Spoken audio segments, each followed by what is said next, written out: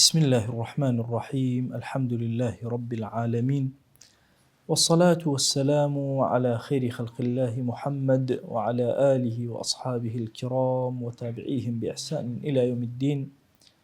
ربنا أرنا الحق حقا وارزقنا اتباعه، وأرنا الباطل باطلا وارزقنا اجتنابه. ربنا آتنا في الدنيا حسنة وفي الآخرة حسنة وقنا عذاب النار. زاناي بايبرز ابن حزم رحمتي خوای لێبێ کە یەکێکە لەو زانە ظاهریە دەوڵەمەندانەی کە خوای گەورە سوڵتەی زەوی پێ عەتا کردووە، لەگەڵ ئەوەشە عالمێکی زۆر گەورە و ناودار کە من ئەو زانایانەی کە لە سوڵتە و دەسەڵاتە بوو بن وە زانا و عالمێکی گەورەش بوو بن. ابن حزم پێشتر عەرزم کردوون کە خۆی و باوک و باپیریشی سەرۆکوەزیران سەرۆکوەزیرانی کوێژ ئەندەلوس، کە ئەندەلوس تاکە شوێنێکە منافەسەی بەغدادی کردبێت لە ڕووی تەقەدم و پێشکەوتنەوە. ئەم کتێبە نایەبەی نووسیوە و ئەم بەتایبەتی ئەم فەسڵەی ئەخیر کە باسی مداواتی ئەخلاقی فاسدە ئەکە. هەموو یەکێک لە ئێمە لە نەفسیە ئەم کتێبەی ناو لێناو مداوات النفوس. ئێمە لەم 100 ساڵەی ئەخیری با بڵێن ئومەتی ئیسلامیە نەفسی ئینسانمان وەکو دوژمن سیر کردووە، بەڵام لە حەقیقەتە هەر ئینسانێ نەفسی بە نیسبەت خۆی و دوژمن نییە. نەفس وەکو مناڵێکی لاسەر ئاوهایە، تۆ چۆن مامەڵەی لەگەڵا ئەکەیت، چۆن هەڵسوکەوت لەگەڵیا ئەکەیت، چۆن ڕای ئەگری، چۆن مەجالی نادەی کە خراپەکان بکات، هەندێک جار تەشجیعی ئەەکەی، هەندێک جار ڕێی لێ ئەگری، هەندێک جار محاولە ئەەکەی مکافەئەی بکەی، شتێکی بدەیتێ، احتراماتێکی گەورەی بکەی. بۆیە ئێمە وا نەزانین نەفس ئەبێ هەڵبکێشرێ لە ئینسانە، ئەمە غەڵەتە. نەفس ئەبێ چاک بکرێ لە ئینسانە. بۆیە ئەم کتێبەی ناو لێناو مداوات النفوس، دەواکردنی دەردەکانی نەفس. یەکەمین دەرد لەو فەسڵەیە باسی چیەکە؟ باسی عوجب ئەکە.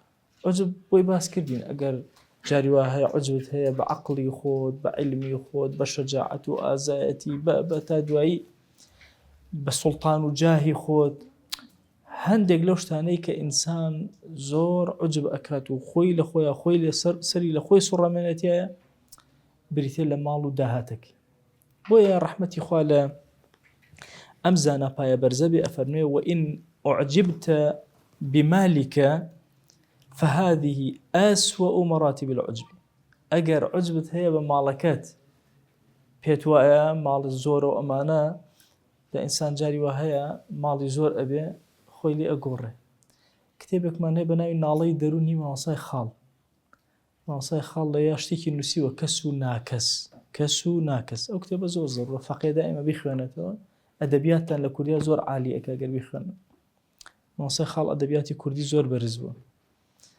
بۆیە شتێکی جوانی هەیە لە کەس و ناکەساڵە. کەسی وا هەیە ئەگەر هەموو سەرزەوی بێتە لە خۆی ناگۆڕێ، کەسی واش هەیە ئەوەندە تۆزێ پارەی دەسەکەوێت لە خۆی ئەگۆڕێ.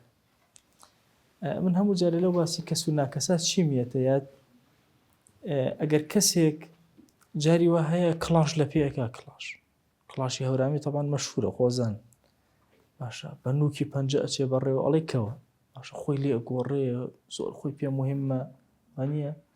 یان سواری سیارەیە کە بێت تۆزە جوانە، ئیتر لوتیەچێ بە ئاسمانە، یا جلێکی تازە لە بەرەکە، وانییە؟ ئەوە لە جلەکە، لە سیارەکە، لە کڵاشەکە کەمترە، باشە؟ ئەگەر بە تەعبیری جوانی ئەمڕۆ بێڵێ. کەسی وا هەیە پلەپۆستێکی بچووکی ئەدەیت، یەکەیتە بەرپرسی ژوورێکی بچووک، لوتیەوەنە بەرزە خەڵگەسێ بۆ لای هەر جوابیشی نادات. باشە؟ دائیمە کەسی بچووک و گەورە ئەبەو شێوازە ناکەس و کەس ئاوە ئەناسی. بۆی ئێمە ئەبێ زۆر هوشیارانە مامەڵەکەین، بە تایبەتی لە مەسەلەی ماڵە. نابێ ماڵ تووشی عوجبت کە. ماڵ چییە خۆی تا تووشی عوجبت کە؟ ڕەحمەتی خوا لە ئیبن حەزم بێ ئەفەرمێ کورە چەند کەس هەیە هیچ ڕێزێکیان لای خوا نییە، لەسەر زەوی هیچ ڕێزێکیان نییە، کەچی ماڵیان لە تۆ زیاتر، ئیتر تۆ بۆچی سەرە سوڕەمێنێ لە ماڵی خۆت؟ هۆکاری چییە؟ ئێستا ئێمە هەموو کە باسی جیهانەکەین و دەوڵەمەندەکانی جیهان ئەڵێن ئیلۆن ماکس، وانییە؟ چەند بەلامانەوە پارەی زۆری خڕ کردوتەمانە. ئەوە تیوە چێ پارە خڕکات یا خڕ نەکات؟ باش، یعنی تۆ بیرکەرەوە کەسێکی بێڕێزی ئاوا باشە ئیبلیسەکەی دوورگەی ئیبلیس ئیبستن پارێک کۆ کردوتە و دنیایەکی تڕۆهاتی دروست کرد. یعنی کاتێک کە ئینسان مقارنەکە باشە پارە خۆ ئەوانش هەیەە چۆن ئەبێ ئینسانی مسلمان عجب کات و تووشی ئەم دەردەبێ بەهۆی ماڵەوە وی ڕەحمەتی خوای لێبێ ئەفەرمێ پیسترین و خەسیسترین و نزمترین جۆری عجب لە ئینسانە عجب بماڵ. زۆر عیبەیەکی گەورە ئینسان بە ماڵ سەری لە خۆی سڕ بمێنێ. بۆی ئەفەرمێ فهذه أسوأ مراتب العجب فانظر إلى كل ساقط خسيس سيري ساقط خسيس كان سرزويك إيلون ماكس ونازام كيوان هو أغنى منك لتدول من ترن فلا تغتبط بحالة يفوقك فيها من ذكرت كل النشي خود لخود أو بحالتك بودروز به خود بيدوابك شتيكي مهمي لحالتك خلقك زور بيرز لتو زياتريان هي لو بابت. بۆی ئینسانی مسلمان قەت نابێت تووشی عجب بێ بەهۆی ماڵ و داهاتیەوە. ئەفەرمێ بجە بزانە ئەن عجبەکە بالمالی حمق هەر کەسی عجبی هەبێ بەهۆی ماڵەوە تووشی حمق بوو ئەحمەقە شێتە تێنەگەیشتووە. بۆ چونکە ئەوەی کە تۆ عجب ئەەکەی پێی چی ئاڵتونە لأنه أحجار لا تنتفع بها إلا بأن تخرجها عن ملكك بنفقتها في وجهها فقط.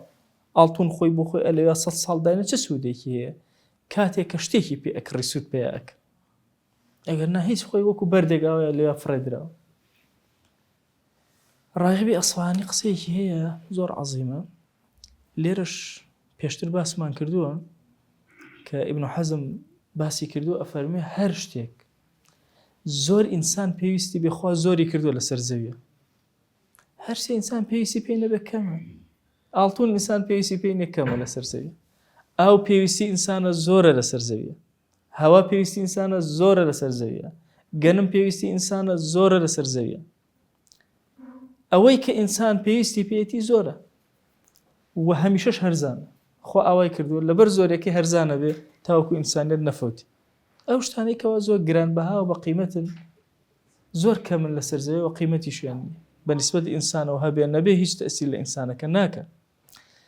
ئەگەر بە زمانی ئەمڕۆ ئەگەر ڕەحمەتی خوا لە ئیبن حەزم بێ لەم زەمانە بۆ ئەم کاغەزە چییە کاغەز هەی تۆ تەسەوور کە کەسێک بەخەدەر ئەم مێزە کاغەزی کۆ کردبێتەوە دۆلاری کۆ کردو کاغەزەک باشە ناشتوانە شتی لەسەر بنووسێ کاغەزێکی بێ کەڵک خۆ ئەگەر خەرجی نەکا هەرداینە چه سوودێکی. بۆیە زۆر عیبەیەکی گەورەی ئینسان تووشی عجب بێ بەهۆی ماڵەوە خەسیسترین جۆرەکان.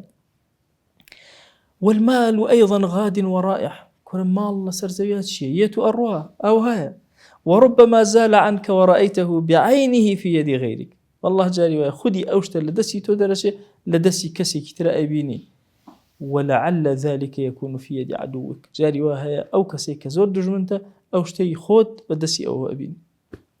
فالعجب بمثل هذا سخف أو سخافة لإنسانك تعجبك عجب بيقري لشي بشتيك آوا بيت دمي بدس أما ودمي بدس دجمنك والثقة به غرور وضعف هاش كسي متماني ببارة وداهاتي هبه أو توشي غرايب غرور قرتويتي وضعيفية لاوازية كم عقلية كوابو أبي زور أقام اللي بيت جورك لو شتاني كإيمة توشي نخوش عجب أكا مالا أبي لمالا زور خمان باراستبه وزور بارزراو بين أبدان نهيضي الشيطان توشي عجب كا بهوي مالا خەسیسترین جۆری ئەوە ئینسان بەهۆی ماڵەوە لە خۆی بگۆڕێ پێوا بە شتێکی گرنگەکە ماڵی هەموو جارێ باوکم ماڵێ ڕۆڵام کاغەزە بوو بەچی ئەم عالەمە و شەڕی لەسەرک فعلا ئەوە قاقەزێکە چیانی و ئەمڕۆ بەهایەکی سبێن هیچ بەهایەکی ئاڵتونیش بەهاینی تەسەوور کە ئەگەر تۆ ئاڵتونەکە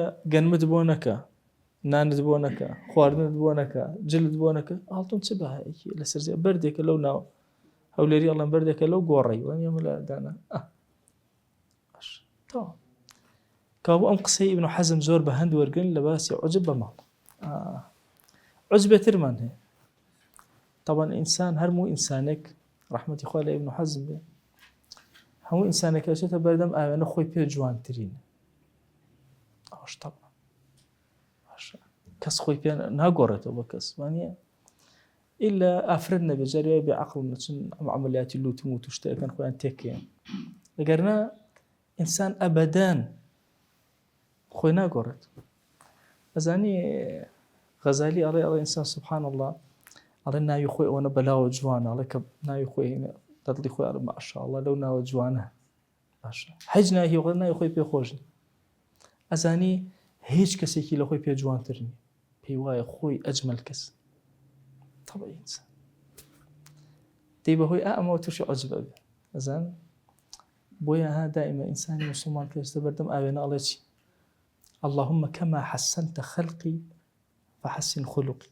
خوایە چۆن سوورەتی ظاهر جوان کردن، چونکە هەموو ئینسانی خۆی پێ جوانە، سوورەتی باتینم جوان کرد. فحسن خلقي. ولو حەدیثەوە زۆر شت وەرگیراوە، یەکێک لەوانە کە ئینسان یەکسەر کە چۆ بەردەم ئاوێنە جەماڵی خۆی ئەبینێ. بۆیە ئەڵێ اللهم كما حسنت خلقي، چۆن جوانت کردم ئاوا خەڵقێکی جوان، فحسن خلقي. ئەخلاقەکانی ناوەشن جوان و بەرزکە یا ئیلاهی. جا ئەفەرمێ یەکێک لە کێشەکان عوجبە بەچی؟ بە حوسن. ئەفەرمێ کورە بیرکەرەوە ففكر فيما يولد عليك مما نستحي نحن من إثباته. ئەفەرمێ بیرکەرەوە جوانی بەرەو چه ئاراستەیەکت ئەبا ئینسان وهای لێ ئەڵێ پێم عیبە کە باسی کەم.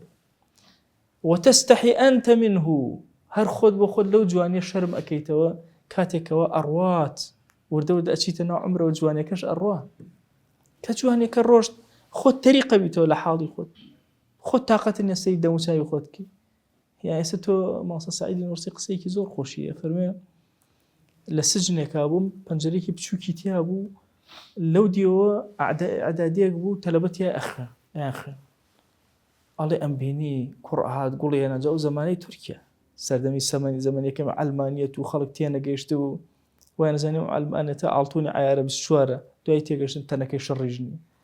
ئەڵێ ئاوا گوڵیان پێشکەشی کچەکانە کرد و کچەکان وەریان ئەگرت و ئەڵێ مش چاوم نوقان و کردمەوە 50 ساڵی دوای ئەو ڕۆژەم بینی. ئایا بە شێوازێکی معنەوی ماوەسا بینیوێتی یان بیری کردەوە ئەمانە دوای 50 ساڵی تر چیان لێ؟ ئەڵێ زۆرێ لەم گەنجانە بین لە ژێر خاکا بوو مردبوو، هەنێکیشیان بینی پیر بوون، هەر ئەمانەی کە گوڵیان پێشکەشەکردن ڕایان ئەکرد لەو دەموچاوە ناشرینیان، لەو کۆکە کۆک و نەخۆشیە زۆرەیان. بۆیە ئینسان قەت بە جوانی خۆیان نەنازێ. ئەوەی کە بەلاتەوە زۆر جوانە ڕۆژێک لە ڕۆژان تەسەوورەکەی من باپیرم کاتێک کە سەرم چاگە کرد ئەزان مووی سەری ئەوەندە باریک بووبوویەوە ئەوە مەقەستم لێ ئەدا بە بینی مەقەسەکە ئاسوو مەقەسەکە نێبڕ هەرچی مەحاولەمە بە 1000 هەلاکت ئەو زەمانش کورام مەکینۆشتن نەبوو، زۆر بە زەحمەت سەریم چاک هەموو جارێکە ئەو ئاەتە وەشتەعەلە الرەأس شەیبە ئەوم ئاهاتە پێشچاو. تەمان ئیشتەعەلە بەمانای ئاگرە، ئاگر ئەوە ئەکرێتەوە ئەجوڵێ کە کڵاوەکەیم لا ئەبرد بڕواکەن چۆن ئاگراوە ئەجوڵە قژی ئەوە بەرزە بوو هەوا لێ ئەداوە ئەجوڵە ڕێک ئیشتەعەلە الرەأس شەیبە ئاهاتە پێشچاو ئەوە مەقەسم لێ ئەدا نێبڕ. خوا ئەزانێ بێ مووی قژی چەند جوان بوو بێ و ڕێکی کردبێ و دائهێنابێ و خزمەتی کردبێ. خۆ خزمەتکردنی قژ خراپ نییە. لە فەرمایشتێکا فەرمایش کەس خوا کەریمەیەکی داوەتێ با ڕێزی لێ بکە بە کەریمە ناویهێناوە. ئەوەیە کە مایەی فەخری ئینسانە، تەبعی ئینسان ئەوە حەزەکە مووەکانی جوان بڕازێنێتەوە ڕێککە تەرتیبکە. تەسەوورکە ئینسان کە پیر بوو هەموو شتێ مووە جوانەکەی لەدەست ئەدا، دەموچاوە جوانەکەی لەدەست ئەدا، چاوە جوانە بەهێزەکەی لەدەست ئەدا. من 2 ساڵ لەمە پێش عینەکەم بەکارهێنا تا ئێستا عینەکیش بەکارهێنا بە چ حاڵە خەتەکانە بین. تەبعی ئینسانە. ئەزانی زەمانێکت لێ دێتە پێش ئێستا زۆر کات سوژدەی زۆر بەرە کورە لە نوێژە زۆر بمێنەرەوە ناتوانی بمێنیت، ناتوانی سوژدەی زۆر بێت. ئێستا گەنجن ئەتوانن بە نیو سەعات لە سوژدا بمێنەوە دوعا بکەن. ئەزان کە پیر بوون ناتوان سەرتان ئێشەکە ئەژنۆتان ئەلەرزێ باشە قەوەتتان نامێنێت دەست و قاشتان ئەو حاڵەتە هەڵ ناگرێت کە تۆ سەر لە سوژدا بێت. بۆی ئینسان زۆر ئەبێ ئاگای لەوە بێت قەت تووشی عوجب نەبێ بە حوسن و جەماڵ، پێت وا نەبێ کە تۆ جوانێکی خوا پێ عەتا کردو ئیتر ئەمە هەموو شتێک. زۆر کات ئینسان خوا جوانێکی پێ عەتا ئەکات و لێ وەرەگرێتەوە لێ ئەسەنێتەوە عقوبەی ئەدا. ئەفەرمێ هەر ئەوەندە بەسە لە باسی عوجبە بۆ حوسن و جەماڵ کە ئینسان عاقڵ بێ وازی لێ بێن. ئەڵێ زۆر ئاگال لێ بێ شتێکی تر هەیە تووشی عوجبت ئەکا ئەویش ئەوەیە کە ڕەفیق و برادەرەکانە پیاتە هەڵبن هەموویان بەخوا ئینسانی چاکە و ماشاء الله لێ بێ و تۆش لە خۆت نەگۆڕی. ئەفەرمێ زۆر ئاگال لێ إذا أعجبت بمدح إخوانك لك ففكر في ذم أعدائك إياك.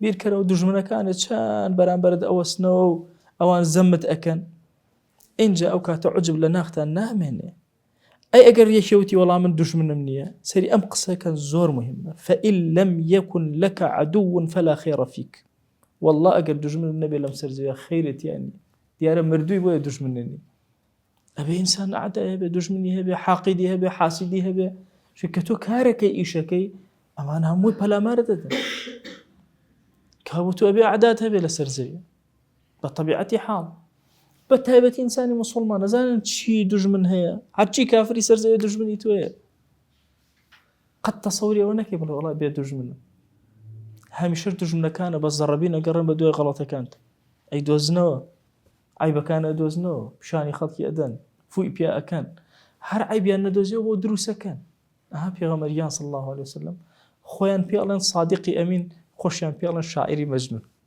وانی ڕەحمان بە قوربانی بە صلی الله عليه وآله وسلم ئەو گەڕن شعرە بێ شتێ بدۆزن باشە لەبەرەوە تەسەوور نەکەی تۆ بێ دوژمنی ئەگەر وات تەسەوورکە یا دوژمنت نەبوو خەیرەتیان نییە ولا منزلة أسقط من منزلة من لا عدو له هیچ کەس لەو کەسە نزمتر نییە کە دوژمنی نەبێ دوژمن نەبێت تۆ هیچ نیت سفری ساقطتری ناو کۆمەڵگای بۆیە دوژمنت نییە فليس إلا منزلة من ليس لله تعالى عنده نعمة يحسد عليها أعان الله منها باش عافانا الله أفرمي أو نزمترين منزلة كسي أخواه هيج نعمتك ندابته تاوكو كسي حسادتي بينا بالا سرزوي كابو هرتو أكويتا بأساي أكويتا برأويك هەندێ نعمەتەکان خوا پێی داوی ولا بەرامبەرە هەندێک کەس چاویان بۆ نعمەتانە هەڵنایە ئەبن دوژمنی تۆ دەی ئاگات لێبێ قەت بە مەدحی خەڵک نەگۆڕێی لە خۆت زۆرن ئەوانەی کە دژایەتیت ئەکەن زۆر ئەوان زیاترن لەوانەی کە مەدحی تۆ ئەکەن ئاگات لێبێ عیبەکانت بە سووک سیر نەکەی گوناهەکانت بە کەم تەماشا نەکەی فإن استقرت عيوبك ففكر فيها لو ظهرت إلى الناس ئەگەر بە سووک سێری گوناهەکان و عیبەکانی خۆتت کرد بیرکەرەوە ئەگەر هەرچی عیبتە پێشچاوی خەڵکەوێ وتمثل اطلاعهم عليها فحينئذ تخجل دەی بیرکەرەوە ئەگەر خەڵکی هەموو ئەسراری تۆ بزانن بەخوا ئەو کاتە چی خەجاڵەتی ئەکێشی وتعرف قدر نقصك ئەندازی کەمی خۆت تێ ئەگەی إن كانت لك مسكة من تمييز أجر يكتوس قال مسكة يعني بقية توزك لتمييز عقل رشد ما به كاتك وألم لا يسير أكي وذنوب كان خوت أبينيت بحياته هجي شيء لا ذنوب كان وقناها كانت بحقيري وبكمي سيرناك جاء سير كان همو أو طباعي عانيتو هموي فضيلتي إخوان بسرت هاتشي تشاكي ونزاني خوتا خو أبي عطا كردوي دي بزانا إنك إن تعلمت كيفية تركيب الطباع وتولد الأخلاق من امتزاج عناصرها المحمولة في النفس فستقف من ذلك وقوف يقين على أن فضائلك لا خصة لك فيها. قال والله أجر سيري طبعي إنسان أكيد للروع علمية هاري يكيق طبع كان يعني استيى وتصور كان طبعي شجاعة لإنسانة كبيشتر مثلا باسي شجاعة ما ولا شيء ودروسه بيت شلون دروسه بيت كام طبع له كام طبعة تيكلا بيت شلون برزة بيت شلون نزمة بيت لكيا شجاعة أجوله لكيا نا والله أوستنا أجوله كسيري أورد كاريا كسيري هيج أزايتي تويتيانية فضيلتك تويتيانية خصلتك يعني فضيلة تويتيانية أبدا هم أوهي خوايا جل جلاله وإنها منح من الله تعالى من حي خوايا هدي خوايا لو منحها غيرك لكان مثلك خو أجر خوا أو صفتي بداية بكسي كثير وكتو أبو وإنك لو وكلت إلى نفسك لعجزت وهلكت أجر بدريت بنا يخوت طاف فوتاي وإنسان بتاعتك ابن ملا أبدان لخوتها نقر بيدوان نبي تولى ملاكاني ترباشتري بو يخوا أو بيداي تو تشيت كردو خوا بتو عطاك بيداي بملايات الزول تو باشتري بالبر هو نعمتك أخوان من حيك أخويا بيداي ممكن به إذا بقى يشيء لعبدكاني يشيء لملاكاني تل صد أو نيتو مرداتي وشهامتي في بكر ذا ونعمته وإنسان أبدا لخوينا قرب صفاتي بخصلتي كتياتي إن جاء لبريء عجب لخوتا بياكي بوصفة جواناني خوابي عطا كردوي كر حمدي خواك للواهب لك إياها أو خوايك رحمتي بيكردوي بي بخشيبي وإشفاقا من زوالها خمد بيك لت بسانيتوا فقد تتغير الأخلاق الحميدة بالمرض وبالفقر وبالخوف وبالغضب وبالهرم. أم قصي زوزو قوري بريان أفرمي هندي أخلاق حميدة وجوان هي بهوي نخوشي ولا دسيد نخوشة كوي أو أخلاق جوان لدسد نا فقيرة كوي أو أخلاق جوان نامن طبيعية إيه جاري وهي لترسى أخلاق جوانا كان نامن هند جار بورا أبي أخلاق جوانا كان لدسد نامن هند جار بير أبي أو أخلاق جوانا نامن بۆی هەموو جارێ بە گەنج ئەڵێن لە گەنجەیە تربیەتی خۆت زۆر جوان دابە چونکە لە پیری عیبەکان دەرەک زان ئینسان ممکنە لە گەنجیە دزی بکە کەس پێی نەزانێت زان لە پیری یەکسە کەشف بێ چونکە عەقڵی تەحملی ئەوە ناکە خۆی بشارێتەوە دزیەکە کە کەشف بێ بۆی ئینسان لە گەنجیە ئەبێ زۆر جوان خۆی پەروەردەکە تەسەووڕکە ئەگەر ئێستا نوێژەکانە لە پێش چاوی خەڵک بە جوانی بکەیت و کەس ئاگای لێ نەبوو بە بێگوێدان و بە پەلەپەل بیکەیت کورە پیر بوو ئەمە ڕەنگی ئەداتەوە تیاتە خەڵک پێتە زانێ لێ نوێژ چۆنەکە لێ چۆنەکە چکە خۆت پێ ناشارێتەوە بۆی ئینسان ئەبێ زۆر ئاگای لێ بێ پەروەردەیەکی جوانی خۆی بکە بۆی ئەفەرمێ ئەو بەچیە ئەنازی بەوانە ئەو شتانی کە هەتە هەمووی بە پیری و بە فەقیری و بە نەخۆشی و بە ترس و بە تووڕێ لە دەستی ئەدەی دەی ڕەحم کە بەو کەسەی کە خوا ئەم نعمەتانەی پێ نەداوە نەچی لەبەر ئەوەی لوت بەرزی ئەەکەیت و ئەمانە خۆت بخەیتە بەر خشمی خوا تاوەکو نعمەتەکانی لێ بسەنێت وبأن تجعل نفسك بما فيما وهب خاصة پێت وابێ ئەمە حەقە و تۆ هەتە یان ئەمە فەضیلەتێکە و ئیتر ئەبێت تۆ هەدبێ مەرجنی لێتە سەنێتەوە وەکو چۆن ماڵ لە دەست ئەڕوا ئەخلاقە بەرزەکانی لە دەست ئەڕوا دێ ئاگال لێ بێ بەخوا تیا ئەچی زوو بێ یا درەنگ ئەگەر فرێ خۆت نەک بۆی هەر ئەخلاقێکی بەرزت هەیە ئەخلاقەکانی خۆت بپێوە مەسەن سەخاوەتە هەیە وا مەزانە سەخاوەتەکە هی خۆتە خوا پێ عەتا کردی وا مەزانە ئیتر تۆ مادام من سایم قەت لە سەخاوت ناکەوە وەڵا ئەکەی چروکەبی نەخۆشەکەی تووشی ترسێکەبی توش تۆ ئەفەوتی شتێکی خۆی طبعا یەکێک لەو زانانی کە زۆر جەریئە بەلامەوە سبحان الله ابن حزم بڕوا ئەکەن گوناهەکانی خۆی باسەکە نەخۆشەکانی خۆی باسەکە مشکلەکانی خۆی لەو کتێبانە نووسیوە باسەکە سەیرە شتێکی خۆی ئەگەڕێتەوە لێرە بۆمان ئەفەرمێ ولقد أصابتني علة شديدة الله نخوشيكي زور بيس رويتها كردم ولدت علي ربوا في الطحال شديدا أفرمي زيادة لسر سبلم بيابو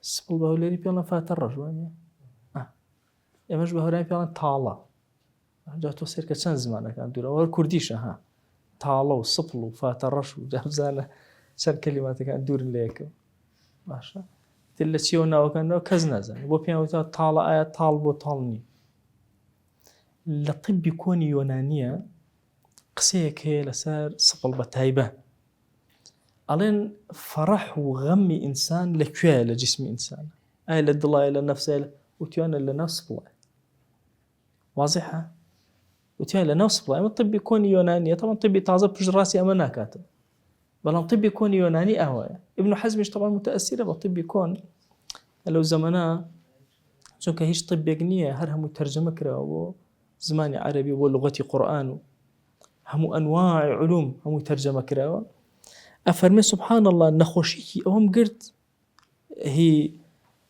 سپڵ نەخۆشیی ئەوە کە مثلا ڕەبوەن بە معنای زیادەیەک ئایا گرەیەک ئایا شتێک لەسەر تەحال دروست لەسەر سپڵ الله فولد ذلك علي من الضجر وضيق الخلق وقلة الصبر والنزق الله أي هاوار كأمن بو دروزبو حل خو بشيم تنگو باشا تحمل منما أخلاق مهرم أو بو زيغ بو تسكو تروسك صبر ملساش تكان نبو نزق بمعنى سريع الغضب زوزو تور أو مهلا تشوم نخوشيك يسقل قرتو ما حالي تيك دام فرمي أمرا حاسبت نفسي فيه لدوايا وهاك هلا تشوم محاسب باش تو بو هلاش چند سالة تو بياكي حكيم وحليم ومشهوري إسا بوتي أو هلشي علي إذ أنكرت تبدل خلقي هرخوم إنكاري مك باشا من بو أخلاقيات ما قرام بياي بالصبر ما يسا بو بيا صبرم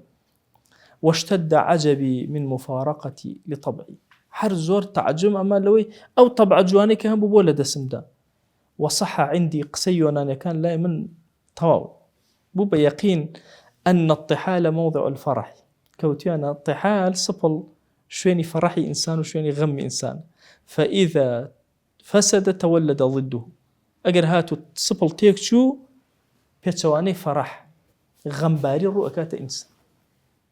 أفنون بويا من لخومه سر طبيعة أو هاي وانيا خلطي خومان كان خوشك طاقتي نامن كسقسي لقلبك بطاقته بيزار غم أخوة ها طبعا ما حالتك أساسية لإنسان كان وحالتك دروسة بهوي نخوشيه بهوي بيريو أوي بيري قبيني حوصله هي لما زقتها دوجر من الله الركائكات قالوا تحملي نامن كل تحملي خوشورني نامن لبيريا ستو مثلا او خوتان جوانا كانوا عتري جوان لخوتان داي بير كنت طاقتان نامن اینجا بزور لتان پارن و کوره ورکا که خوب شو نولا خوب ناش کوره نان خواردن اسا چند حزکی لسه سفر رفیق کان دانش پیره بین نان بوین طاقتنی بیانو اگری بنانکا شرکی مشکل دروسك ده پیری او لترسه عند حالتي خوف بو انسان دروسه به همو طبع جوانك لدسد همو لدسد هم لجر مصيبتان انهاك مصيبه لا مصيبتان رويتي كدين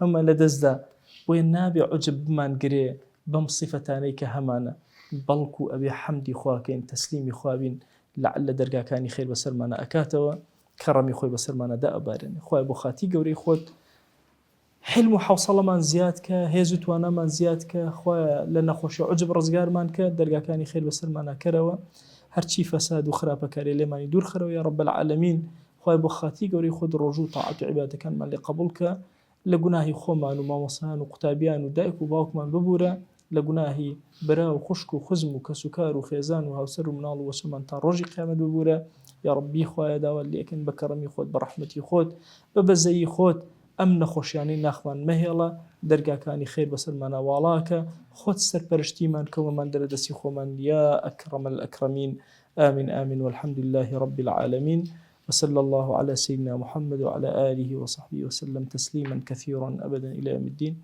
ويقول لقناهي من الشيء أجبور إخوان لمن قبولك يا رب.